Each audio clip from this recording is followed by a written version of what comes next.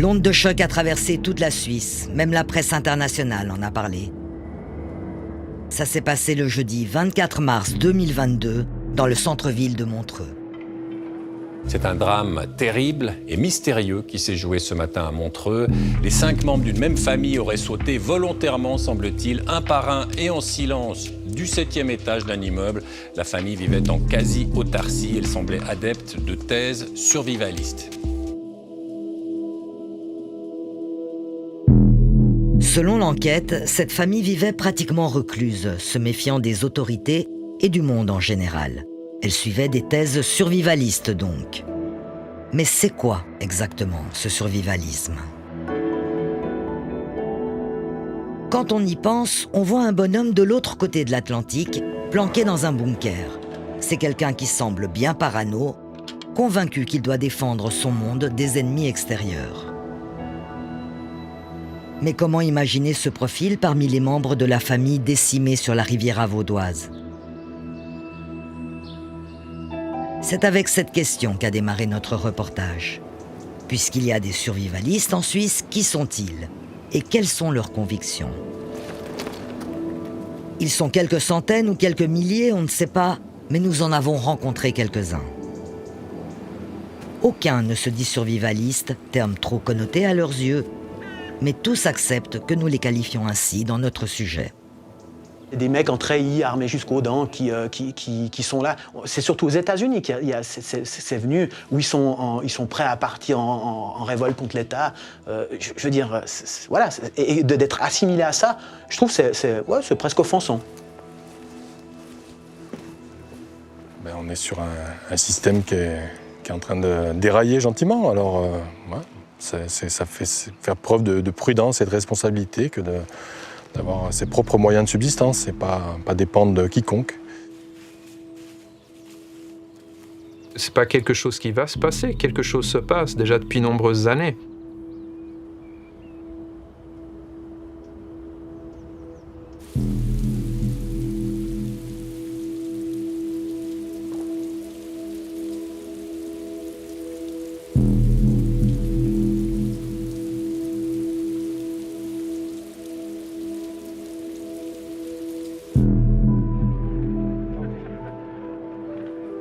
Trouver des survivalistes qui acceptent de s'exprimer dans un reportage n'a pas été facile.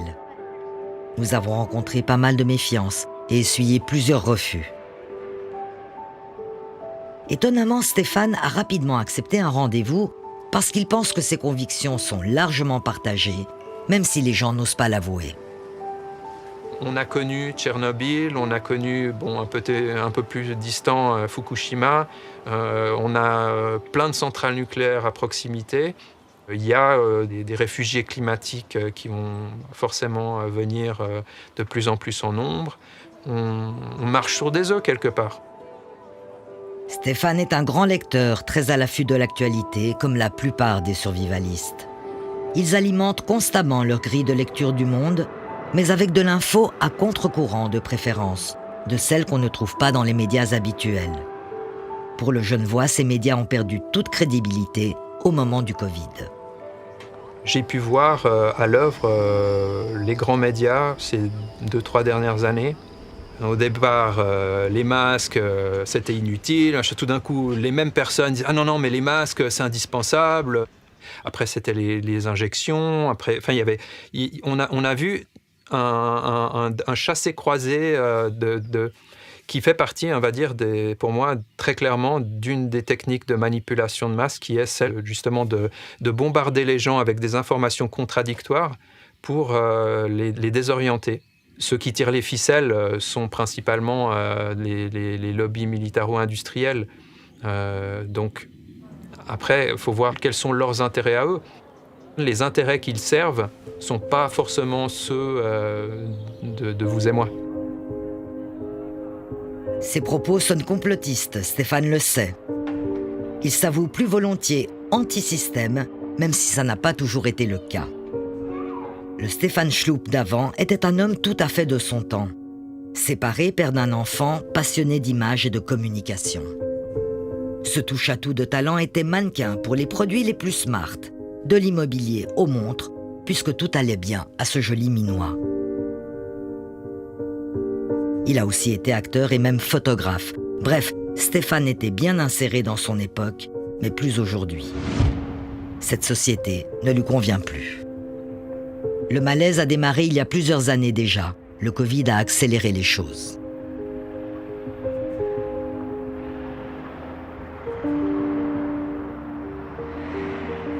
Comme je me retrouve de moins en moins à l'aise en fait dans cette société où j'ai choisi de m'éloigner pour revenir à des choses beaucoup plus simples et des valeurs plus fondamentales.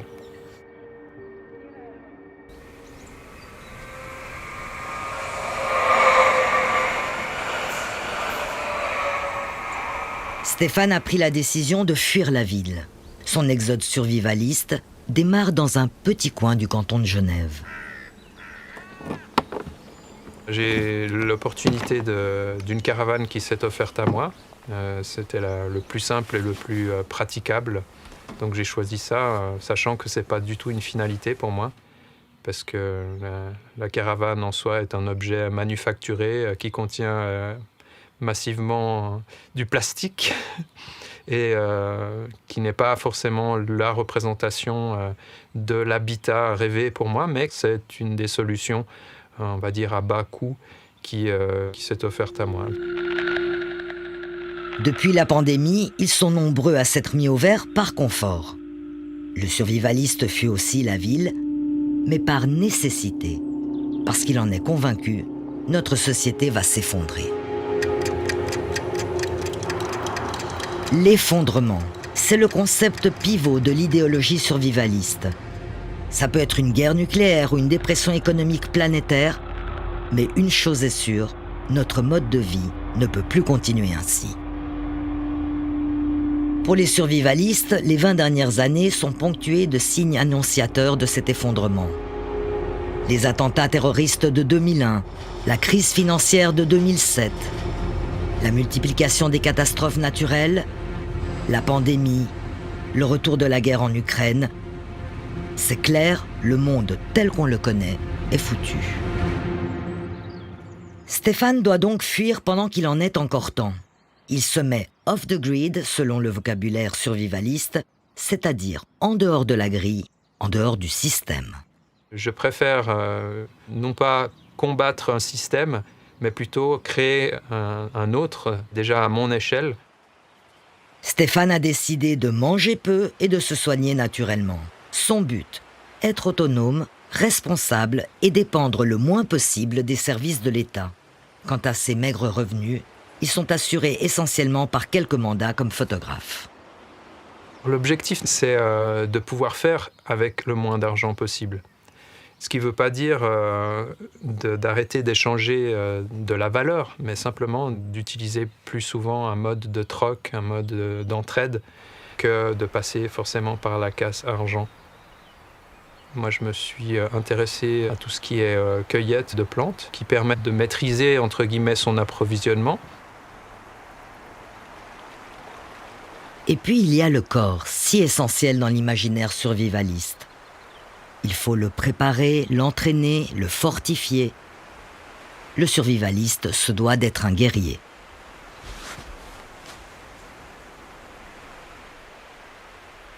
Quand on s'immerge la première fois dans l'eau froide, c'est clair, ça fait bizarre.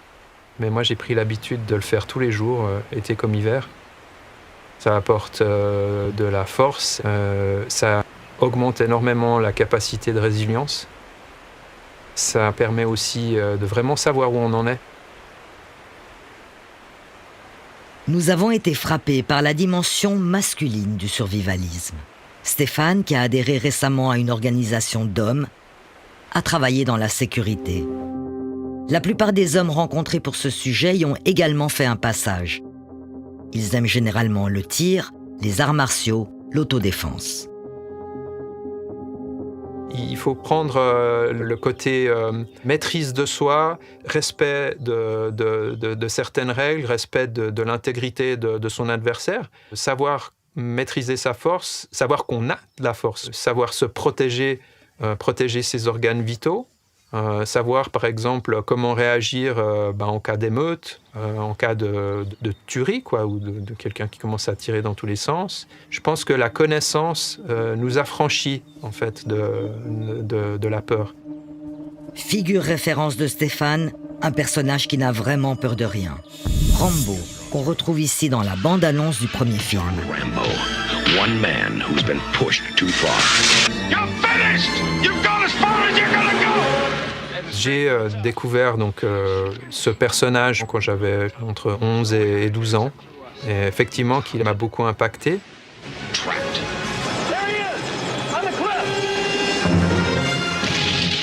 J'ai aimé, on va dire, ce côté aventure du personnage de Rambo, auquel je ne m'identifie pas. Je ne suis pas du tout, et je n'ai pas l'intention d'être John Rambo, mais par contre, c'est vrai que certaines de ses aptitudes physiques, ses habiletés m'ont fasciné.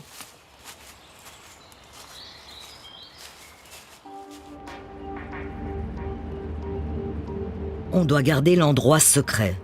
On peut juste dire que c'est en Valais et près d'une source. Tous les survivalistes rencontrés nous ont demandé de ne pas préciser leurs coordonnées. Nous sommes ici sur les terres de Sylvain. Lui aussi a fui la ville, mais c'est du haut de gamme par rapport à Stéphane. Il se construit une BAD. BAD pour base autonome durable, le must des refuges pour l'après-effondrement. Alors ici, c'est l'écurie des cochons. Voilà, où théoriquement on devrait remettre ça en route, si tout va bien, dans les années qui viennent.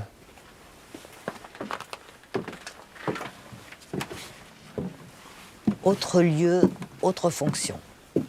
La grange, le foin, la paille pour les animaux, évidemment. Cochons, ou chèvres, ou lapins, il faut les nourrir. Et il faut du foin, en grosse quantité. C'était déjà la fonction de cet espace avant. Ah, ça a toujours été une grange, oui. Et ça va rester la même chose. Oui, je ne vais pas le transformer en appartement. Sylvain Brunet se dit prévoyant. Depuis plusieurs mois déjà, il retape tout seul ce corps de ferme où il se réfugiera après l'effondrement de notre mode de vie. Tout est prévu. L'indépendance alimentaire, l'indépendance énergétique, tout. Sylvain nous a longuement parlé de sa BAD, mais que la caméra s'allume et le vocabulaire change. Non, BAD, c'est un terme militaire presque, alors que là c'est une ferme, c'est la ferme de grand-papa, c'est rien d'autre. C'est une micro-société, la ferme est justement une micro-société qui permet de pallier au manquement de la grande société. Ça ressemble un peu à l'Arche de Noé, sans le déluge pour l'instant. Il y a un peu de tout, il y a la valériane, le romarin, la ciboulette, il y a un peu de tout. Essentiellement des plantes aromatiques et médicinales. Il va y avoir un regain d'intérêt pour les plantes médicinales, tout ce qui est naturel. Les gens vont se détourner de Big Pharma. Je ne sais pas si vous pourrez le dire, Big Pharma, c'est complotiste. On reprendra quand ce sera dégelé. Est-ce qu'il y a des gens qui sont peut-être au courant de votre projet, qui vous disent « Attends, Sylvain, t'es complètement dingue ». Toujours. Il n'y a aucun souci là-dessus. Il y a plein de gens qui, déjà, quand ils voient la somme de travail... Non, mais moi, je vis pas dans le regard des autres. J'ai mes propres convictions, je suis ma propre boussole. Donc je vois le temps me donner raison. Quand Sylvain aura fini sa BAD, elle pourrait ressembler à celle de Piero San Giorgio. C'est un idéologue du mouvement survivaliste qui n'a pas répondu à nos demandes d'interview. Il est suisse et présentait sa BAD dans une émission de la RTS en 2012. L'idée, c'est donc d'avoir un peu de stock. Ici, j'ai à peu près pour une année de nourriture pour 10 personnes. Et cette BAD, il faudra bien la défendre contre ceux qui voudront la piller après l'effondrement. Lors de l'ouragan Katrina à la Nouvelle-Orléans, il y a eu des pillages. On a eu la police qui a tiré sur des civils qui pillaient les magasins. On a eu des citoyens qui se sont défendus contre des pilleurs. Vous savez, l'être humain est capable d'être rapidement extrêmement, non seulement agressif, mais extrêmement vicieux et méchant. J'ai une petite arme de chasse, de petit calibre, qui peut servir pour des petits animaux, mais qui est typiquement une arme extrêmement efficace, notamment en milieu urbain. Et puis l'arme typique que l'on a dans l'armée suisse, qui est une arme militaire de guerre, quelque chose qui est plus méchant comme calibre. Alors ça ne veut pas dire qu'il faut être forcément paranoïaque et tirer sur tout ce qui bouge. D'ailleurs, il ne faut surtout pas le faire. Je pense qu'on va trouver des moyens de discuter, de s'organiser, d'où l'importance du lien social. Les survivalistes possèdent-ils des armes à feu ? C'est impossible à dire, mais il est certain que le tir est une pratique largement répandue. Quant au couteau, c'est le meilleur ami de l'homme, selon Sylvain. Il est français, Sylvain, et pas franchement fier de l'être. La France, un pays néo-soviétique, comme il dit. Il a pris le chemin de l'exil il y a quelques années déjà pour s'installer en Suisse. Père de 3 enfants, séparé depuis peu, c'est un drôle de bonhomme. Vraiment à sa place derrière son établi, et tellement hors sol dans la société d'aujourd'hui. La difficulté pour des gens comme moi, c'est qu'on serait plus adapté à des temps plus simples. On va dire, pour prendre un exemple tout bête, au Moyen-Âge, les artisans étaient beaucoup plus valorisés, beaucoup plus à leur place que maintenant. Maintenant, on n'a plus notre place dans cette société. C'est une société qui est construite sur mesure pour la grande industrie, les grands groupes qui façonnent cette société à leur image. Mais nous, on nous pousse gentiment, on va dire. Donc ça devient de la résistance ne serait-ce que de travailler de cette manière-là. On est un peu dans un monde d'illusions et de mensonges, alors c'est difficile de rester vrai, de rester authentique. Voilà, on est dans le politiquement correct, il y a beaucoup de choses qui deviennent plus compliquées qu'avant en tout cas, c'est clair. Donc, Comme Stéphane, Sylvain redoute l'effondrement de notre société. Il en décèle toutes les prémices. On peut parler d'effondrement culturel dans certains domaines. Le progressisme forcené, le wokisme, tout ça, la cancel culture, comme disent les Américains, voilà, c'est un effondrement culturel qu'on peut constater. L'effondrement économique est là dans certains secteurs depuis de nombreuses années maintenant, en touche d'autres maintenant assez rapidement. Voilà, il y a peu de domaines qui restent en croissance, hein, peu de secteurs qui restent en croissance. Voilà, l'effondrement politique, tout le monde peut le constater aussi. Malheureusement, la perte de confiance envers les politiques est flagrante, là aussi, dans beaucoup de pays. Et le reste, pour l'instant, l'effondrement civilisationnel n'est pas encore à notre porte, mais si on ne sait pas enrayer certains phénomènes, ça pourrait déboucher là-dessus. Les survivalistes ne vivent pas dans la peur, mais dans l'angoisse. Ce qui fait peur est ciblé, concret. L'angoisse, c'est moins précis, plus diffus, mais l'impression de danger est quand même bien là. C'est en tout cas la thèse de Carla Meyer, anthropologue de formation et auteur d'un ouvrage sur les survivalistes suisses. Les angoisses des survivalistes sont partagées par bon nombre de citoyens et citoyennes ordinaires en Suisse. Ce sont quelque part des discours qui sont ni spécialement marginaux, ni exceptionnels. On peut imaginer que bon nombre de Suisses sont également inquiétés par les grandes inquiétudes du moment, une potentielle crise financière ou énergétique, l'urgence climatique. Toutes ces craintes, ces angoisses ne sortent pas de nulle part. Elles sont pas créées de toutes pièces, mais ce sont finalement comme le miroir des peurs collectives de nos sociétés modernes. Né dans les années 60 aux États-Unis, le mouvement survivaliste s'inscrit dans un contexte de conflit Est-Ouest et de menaces nucléaires. Ses adeptes, souvent racistes et xénophobes, sont alors très à droite et très armés. Mais le mouvement a évolué avec le temps. Il couvre aujourd'hui tout le spectre politique. On peut désormais être un survivaliste façon vieille école, de droite, adepte de l'autodéfense et armé jusqu'aux dents, ou un altermondialiste pacifiste de gauche, fasciné par l'autonomie alimentaire. En Suisse, à l'évidence, c'est ce second profil qui prévaut. Mais qu'il soit d'un bord ou l'autre, tout le monde se retrouve sur l'idée centrale de l'effondrement. L'effondrement et après. Eh bien, après l'effondrement vient l'affrontement.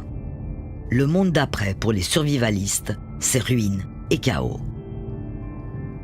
Quand tout va s'effondrer, en fait, ils s'imaginent que l'homme va redevenir un loup pour l'homme, qu'on va retourner à un état de barbarie.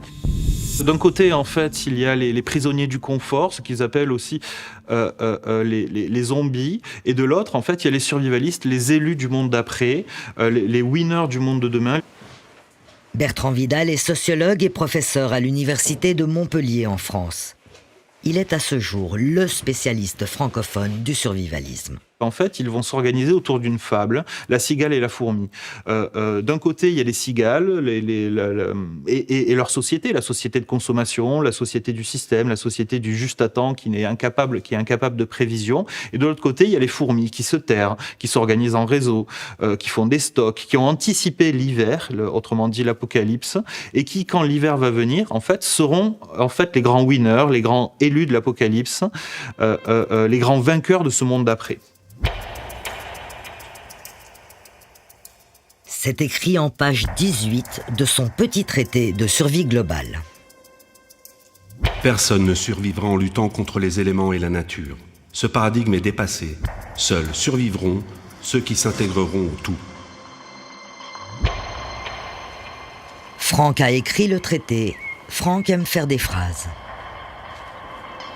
Une forêt, c'est tellement beau, c'est accueillant, c'est d'une générosité qui est infinie, c'est plein d'amour. Le fait de me couper, d'avoir des chaussures, de me couper du rapport à la terre, c'est comme de refuser, je sais pas, un baiser d'une jolie femme. Personne ne le ferait. Entre la Verte et Franck Yonner, c'est presque une histoire charnelle. La Verte, c'est la nature, et en particulier la forêt. C'est dans ses bras que le survivaliste trouvera toujours refuge. Il vit déjà dans la nature, dans le canton de Vaud, et dans une yourte sans eau courante. Franck n'a pas voulu que nous la filmions. La vie et la nature spécialement, elle nous renvoie ce qu'on aimait. Donc si on aimait de la peur, on reçoit le fruit de cette peur. Par exemple, les tiques, je suis énormément en forêt. Pendant des années, je me suis fait piquer par des tiques régulièrement, une quinzaine par année, donc sans problème. Et là, ça fait plus de 5 ans que j'ai plus jamais eu un tic, mais qui viennent même pas sur moi. C'est vraiment... mais c'est aussi dépasser la peur, dépasser la lutte, arrêter de lutter. On ne peut pas lutter contre la nature, c'est insensé. L'être humain, il lutte contre la nature, il a l'illusion de croire qu'il peut lutter contre la nature, mais non. Et tant qu'on est dans ce rapport-là, on est complètement coupé. On n'affronte pas la nature. La nature, on l'aime, on se baigne dedans, on s'abandonne à elle. Le simple fait d'être là avec gratitude, est-ce que c'est pas ça le plus important plutôt que de venir chercher et prendre quelque chose ? Est-ce qu'on est toujours, en tant qu'être humain, obligé de prendre ?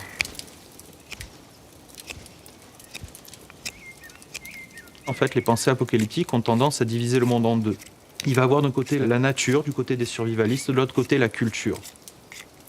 Donc pour survivre, pour un survivaliste, il faut revendiquer un retour à la nature. La nature, en fait, est vécue presque de manière bénéfique, un peu à la Robinson suisse, c'est-à-dire dans laquelle on n'a qu'à puiser, on n'a qu'à piocher dedans. J'ai soif, je vais prendre l'eau de la source. J'ai faim, je vais cueillir cette plante. Le survivaliste sera face à une nature sauvage, mais dans laquelle il sera en présence d'un vaste magasin. Historiquement, les hommes, quand ils ont eu des périodes difficiles, ils ont toujours été en forêt, se cacher. Une forêt, c'est extrêmement maternel, c'est extrêmement protecteur. On peut se dissimuler, on peut disparaître. Oui, bien sûr, on peut se cacher en forêt. Vous avez jamais joué à cache-cache en forêt ?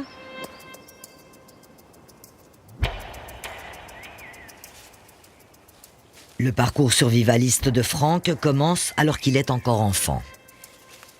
J'ai eu ma maison, par exemple, qui a brûlé quand j'avais 10 ans. Tout d'un coup, on se rend compte de... Ah mais tiens, le monde, il peut basculer d'un coup. Les choses sont éphémères. Depuis cet instant-là, pendant longtemps, j'ai eu un sac prêt. Parce que je me suis dit, putain, tout peut cramer, alors moi, je veux garder des livres que je veux garder, des trucs comme ça. J'ai eu un accident de voiture une fois avec mon père. Je me rends compte que moi, je peux saigner, que je suis vulnérable. C'est tout des prises de conscience qui font que tout d'un coup, en tant qu'enfant, on commence à se positionner, à se questionner et à tracer un chemin. Et ce jour-là, comme souvent, son chemin passe par la case récup. Ne cherchez pas l'erreur, un survivaliste peut avoir une voiture, un portable aussi. Vivre de façon dégradée ne signifie pas vivre en ermite. Nous sommes dans l'entreprise de machines agricoles d'un ami. La récup, c'est une habitude acquise il y a quelques années, lorsque Franck se sépare de sa compagne. Il expérimente alors la très grande précarité et la récupération lui sauve la vie. Il faudra qu'on reprenne conscience de la valeur des choses, l'effort fourni, le temps nécessaire à obtenir les choses. Aujourd'hui, ce rapport, ce mépris envers la matière, là, il y a quelque chose, on a perdu l'ancrage.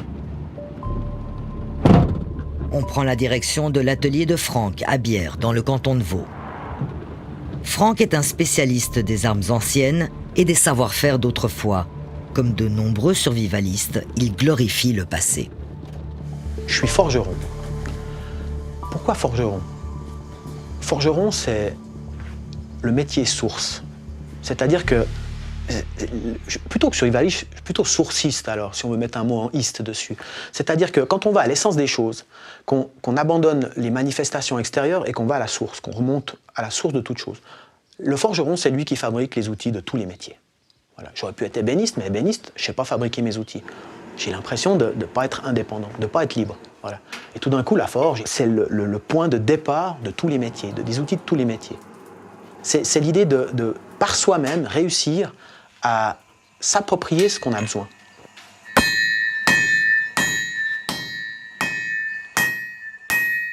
Revenir à la source pour chaque chose et toujours valoriser la matière et le temps. On refait un petit contexte, on repart dans 150 ans en arrière. La moindre chose que vous voulez, il faut le faire. Préparez un repas, allez chercher votre poulet, tuez-le, videz-le, plumez-le. Ensuite, vous brûlez les poils de votre poulet, le poulet est prêt. Après, vous voulez faire quoi avec ce poulet? Des légumes. Allez cueillir vos légumes, sortez-les, nettoyez-les. Tout ça, ça prend un temps gigantesque. Actuellement, on n'a plus l'habitude de donner ce temps. Ce qui explique peut-être notre extinction, parce qu'on arrive en bout de course un peu.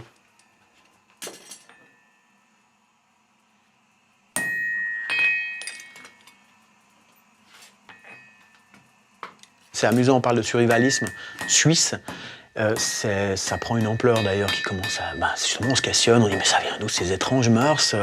On regarde d'où viennent les étranges racines et cette étrange culture.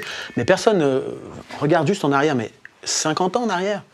Et pour se rendre compte que c'est pas du survivalisme, c'est une survivance de l'esprit vieux suisse. Notre pays... Moi, je suis pas si vieux que ça, hein. mais j'ai grandi dans un monde où mes parents faisaient des réserves, la Confédération encourageait les gens à avoir des réserves pour pouvoir être indépendants, pour pas devenir un poids pour l'ensemble de la société. Donc tout ce qui en découle et que maintenant on décrit comme du survivalisme, c'est simplement une bête survivance de cet esprit vieux suisse de « Ah c'est vrai, on est fier de pouvoir être indépendant, de se débrouiller ». Franck a peut-être raison. Le survivalisme ferait donc partie de l'ADN helvétique. La Suisse d'après-guerre vit dans la crainte d'un grand effondrement nucléaire à ce moment-là. On estime généralement qu'un projectile atomique de moyenne puissance lancé sur Genève tuerait environ le tiers de la population et ferait autant de blessés. Il importerait pour survivre de disposer d'abris habitables plusieurs jours et correctement équipés. Les autorités fédérales développent alors le plus grand réseau souterrain d'abris anti-atomiques du monde. Et la population est fortement encouragée à faire des provisions domestiques. Le bunker helvétique pourrait être l'ancêtre de la base autonome du survivaliste. Comment ne pas rappeler ici que même sans être en guerre, une explosion atomique survenant accidentellement ou non à Munich ou à Lyon pourrait, selon les vents, mettre en quelques heures tout notre pays en péril et obliger, pour sa survie, la Suisse à s'enterrer pour des heures ou des jours. Le Suisse serait-il finalement un survivaliste qui s'ignore? C'est vrai qu'on peut se poser la question. La Suisse est réputée avoir des traditions assez prévoyantes. À mon avis, c'est pas pour autant que le survivalisme peut être considéré comme étant dans l'ADN des Suisses. Dans la mesure où, finalement, si on fait la comparaison, on se rend compte que toutes ces mesures de type abri anti-atomique, elles sont réglementées, pensées et encouragées par l'État, avec un enjeu de défense nationale et de protection de la population dans son ensemble, finalement. Tandis qu'au sein du survivalisme, c'est autre chose qui est en jeu. On est sur une démarche personnelle, tenue plutôt secrète, et aussi qui est menée par cette conviction selon laquelle l'État, nos institutions viendront en aucun cas nous aider en cas d'effondrement majeur. La démarche survivaliste est certes personnelle et secrète, mais ces thèses se répandent toujours plus. D'abord grâce aux réseaux sociaux, mais aussi parce que le survivalisme a su évoluer avec son temps. Nous voici entrés dans l'ère du survivalisme 2.0. Les défis les plus extrêmes dans les sites les plus dangereux de la planète. Où avoir les bons gestes de survie est une question de vie ou de mort. Qui n'a pas flippé sur Man vs Wild, émission mythique qu'on retrouve aujourd'hui sur Netflix? Qui n'a pas sué pendant un Koh-Lanta, émission phare de TF1? Pour ceux qui décident de partir, c'est parti! C'est notamment par la télé-réalité qu'une nouvelle conception du survivalisme est entrée dans notre quotidien. Il a perdu en testostérone et gagné en engagement écologique. Il est devenu plus fréquentable. Du coup, aujourd'hui, on fait ouvertement de la survie pendant ses loisirs. Alors l'ortie, ça serait chouette qu'on ait une poignée par personne parce que ça nous permettrait de faire ces burgers d'ortie. Un burger d'ortie, ça se mérite. Objectif de cette marche, bivouaquer dans le vallon de Saint-Imier. Ils sont 5 adultes et un bout de chou à être inscrits à ce stage de survie et bushcraft. Noé-Thiel est le guide du jour. Quand on n'a pas de filtre, comment on fait dans la nature pour avoir de l'eau de qualité? Ça, je trouve ça intéressant comme réflexion. Il faut que l'eau, elle serpente dans la nature, donc pas dans un champ, donc vraiment dans de la roche, dans du bois, dans différents filtres, dans des graviers, 500 mètres. Bushcraft, c'est moche à l'oreille, mais très utile, puisqu'il s'agit des techniques permettant de survivre dans un milieu sauvage, comme trouver la nourriture ou filtrer son eau. Je l'ai assez fait pendant le dernier Bushcraft. Ma motivation pour ces stages, c'est vraiment avoir du plaisir dans la nature. C'est de vraiment mettre mes participants à l'aise et puis d'être dans une convivialité, d'être vraiment dans du plaisir. Maintenant, on va se relayer pour porter ça. Ce que j'aime bien à travers ces stages, c'est que justement, ça s'adresse à un large public. Il y a justement des enfants, il y a des personnes plus âgées, il y a des jeunes. Et oui, là-dedans, il y a de temps en temps des personnes qui fuient un peu la société, qui cherchent à donner du sens. Je pense que notre société actuellement est en quête de sens. Et peut-être que le survivalisme est un moyen de donner du sens à la vie de certaines personnes. Mais Noé prend aussi ses distances. Survivalisme, j'entends différentes choses derrière qui me sont pas tout à fait agréables. Et j'aime pas ces motivations qui sont la peur, quoi, qui sont liées à la peur ou qui sont liées à quelque chose de négatif. Yes! Bravo! Le néo-survivalisme, apparu il y a une quinzaine d'années, est mené par les preppers, ceux qui se préparent littéralement. Ils sont donc adeptes d'un survivalisme débarrassé de ses angoisses apocalyptiques et de ses fables. Nous, on va s'occuper du burger d'ortie. Ces survivalistes d'un genre nouveau ne redoutent plus un effondrement à large échelle, mais l'interruption momentanée du cours de leur vie à cause d'un micro-effondrement, comme un accident ou une catastrophe naturelle. C'est ce qu'ils appellent une rupture de normalité. Des choses toutes bêtes, hein, des coupures d'électricité, se retrouver, j'espère pas, mais perdu en pleine nature pendant une randonnée. En général, surtout quand on a des enfants, on essaye de faire en sorte d'être prévoyant, d'être équipé et puis, enfin pas inconscient en gros. Mais c'est vrai que je pense que c'est toujours bon et utile surtout de pouvoir se débrouiller comme ça par nous-mêmes avec les ressources qu'on a sur le terrain. C'est toujours intéressant, je trouve, à connaître. Je pense que les gens devraient s'intéresser un tout petit peu plus à ces méthodes de base primaires. Donc c'est toi qui donnes la tension, si c'est ta main qui est en dessous, c'est toi qui donne l'appui. Toi tu tiens juste pour que ça bouge pas trop, et là le coude, comme ça, ouais. Tu vois? Alors là ça va pas marcher. Ah, t'as vu? T'as vu? Les Preppers, c'est un peu les scouts d'aujourd'hui, toujours prêts et bien équipés. Avoir le bon sac à dos, la pierre à briquet, le meilleur filtre à eau, ils alimentent un marché qui se porte de mieux en mieux. Même certaines enseignes commerciales généralistes se lancent dans la vente de matériel de survie. Et on a de l'eau bouillante. Les stages de survie, qui peuvent coûter en moyenne entre 200 et 400 francs selon leur durée, font partie des produits phares de ce marché. L'offre déborde sur Internet. Et malgré leur coût, ça marche. Avec une petite réticence, Noé s'est engouffré dans la brèche. Survie, c'est un mot-clé qui est dans la bouche de tout le monde actuellement, donc pourquoi pas l'utiliser, puisqu'un titre qui est efficace a un maximum 3 mots. Donc il fallait bien en choisir un, et comme la vie est loin d'être parfaite, c'est survie que j'ai choisi actuellement. Menu du soir, salade d'herbes et burger végétal, sans ketchup évidemment. Avec qui je me suis fâché. C'est là qu'on a accueilli à la fin que toi t'avais le sac. Oui, c'est ça.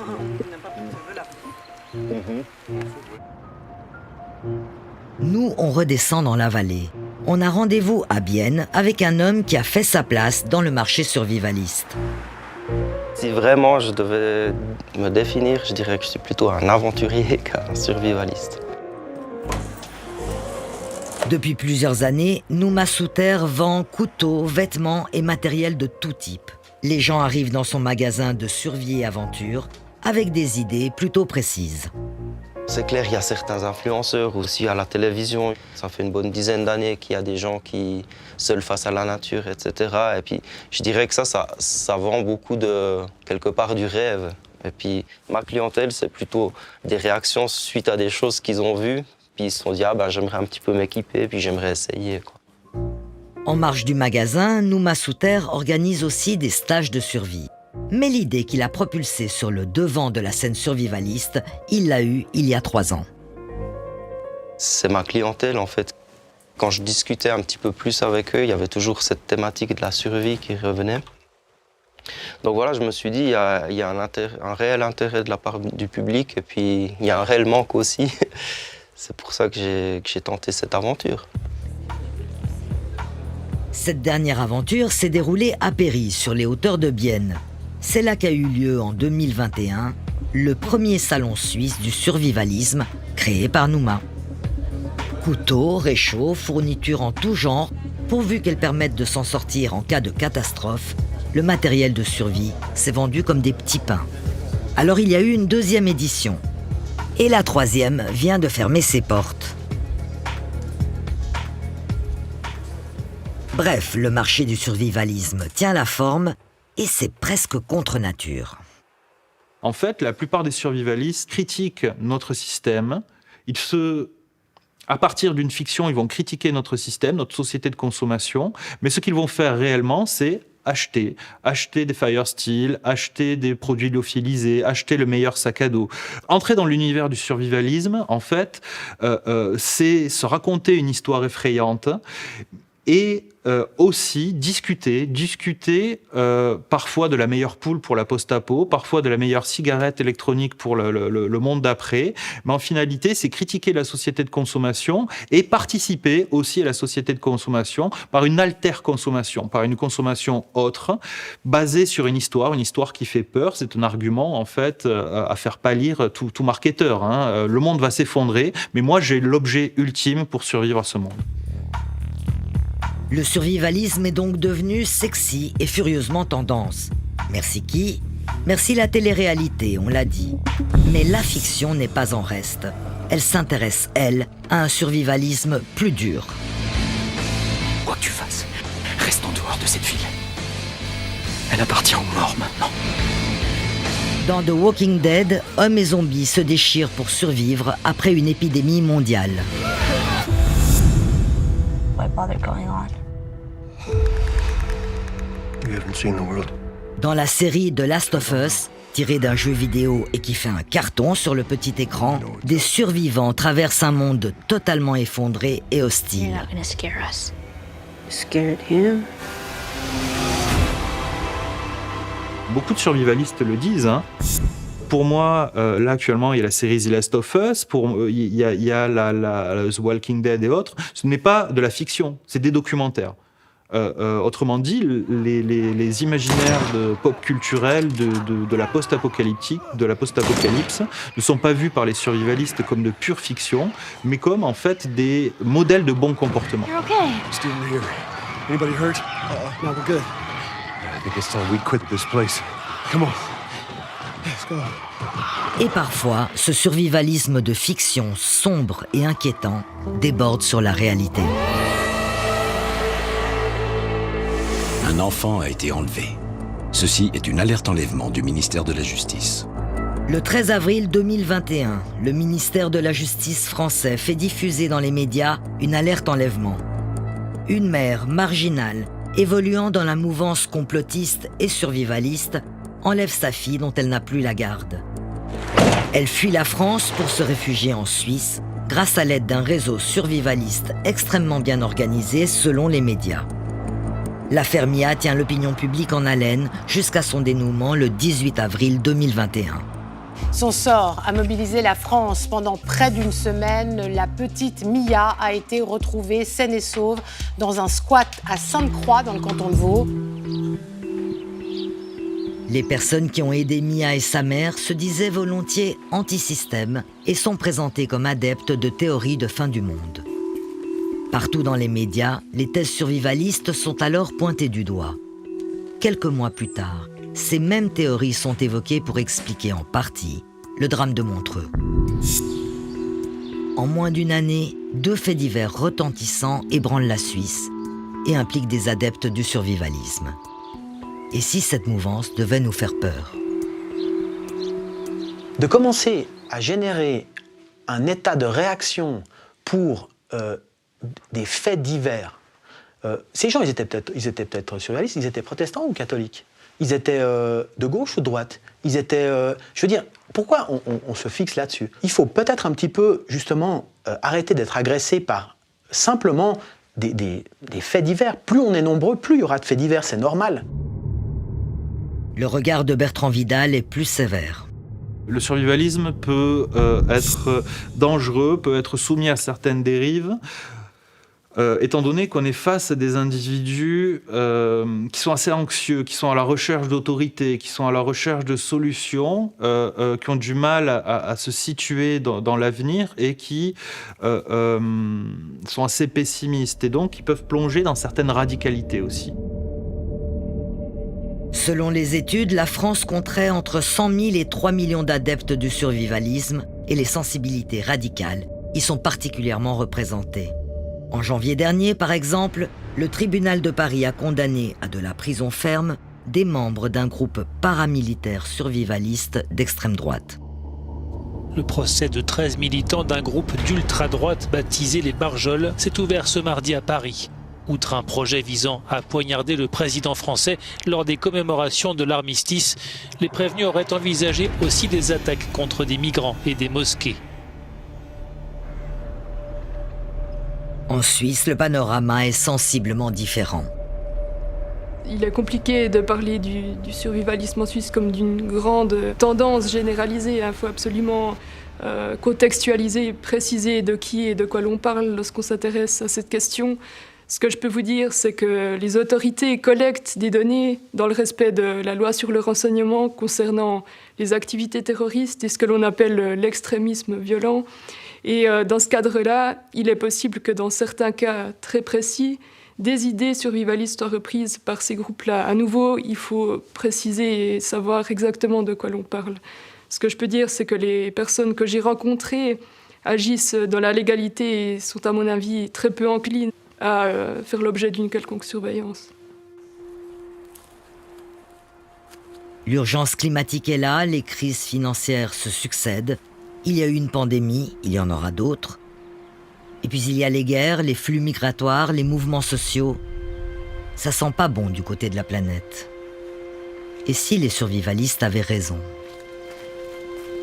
On n'a pas affaire à des illuminés. Leur diagnostic de l'état du monde repose sur des rapports et des données bien souvent vérifiées. C'est peut-être ensuite que ça cloche. Leur vision du monde d'après, dystopique, en proie à la barbarie où les hommes s'entre-déchirent, pose question. Il y a là beaucoup de pessimisme, de noires théories et de fantasmes. Et puis au fond, pas de panique. Selon les observateurs, nous avons déjà survécu à près de 200 fins du monde annoncées. Et on a bien envie de continuer.